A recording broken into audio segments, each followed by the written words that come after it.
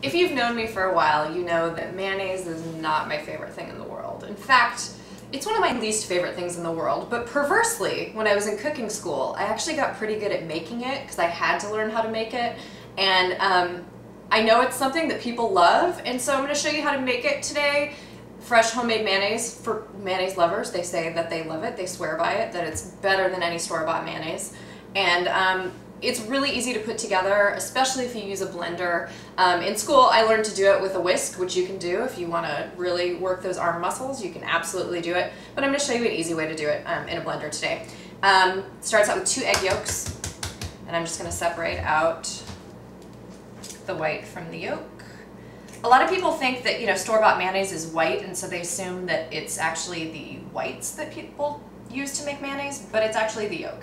And the yolk helps emulsify the oil in the little bit of vinegar and holds it in suspension, which is why you have this lovely, thick, creamy, delicious, depending on your opinion, sauce. And not to knock mayonnaise, I know it's a classic French sauce. It's kind of an embarrassing thing to admit that it's not a favorite of mine, because really, if you go to school for cooking, you should like mayonnaise, right? I'm going to rinse the eggs off my hands. Into the blender, 2 egg yolks.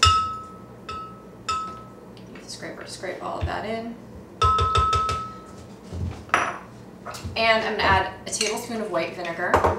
And I'm also going to add some lemon juice a little bit later for flavor.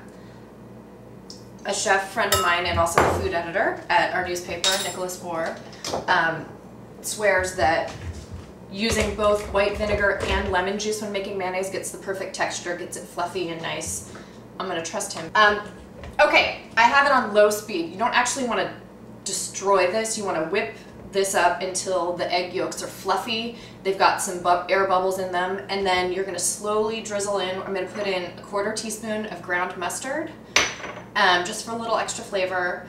And I'm going to start drizzling in 1 cup of neutral oil. I've got canola oil here, which is a really good, you don't want to add like a strong extra virgin olive oil. It's going to give it a very strong taste, and it's also going to make it a little off color. You could use a light olive oil, but I'm using canola today because it's very neutral. I'm also, while the blender's going, I'm also going to add in about a teaspoon of lemon juice about partway through, once I've emulsified it a little bit with the oil.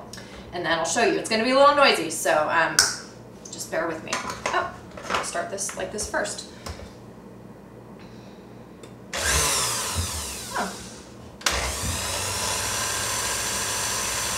You want to let this go a little bit before you start adding things. It should start getting a little bit thick. And you'll hear, once I start adding in the oil, there'll be a noise change. It'll start out really fast and it'll start to go glug, glug, glug. You want that. It's thickening.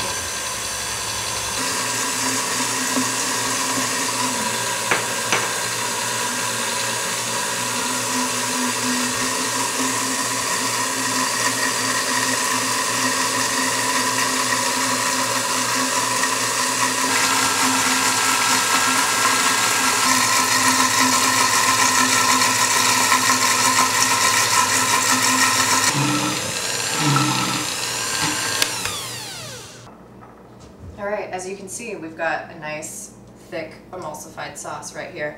And you could probably even let it go a little bit longer if you want fluffier.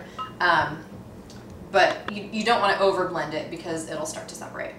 But there you have it, fresh homemade mayonnaise. You do want to be careful with this if you have any immune issues at all. There are issues with eggs and salmonella. I am using raw eggs. And so if you're pregnant, or if you've been sick, or if you're feeding this to someone who may be a little bit older and their immunity is compromised, you want to be careful. You need to store this in the refrigerator at all times, and you really don't want to keep it for more than a couple of days.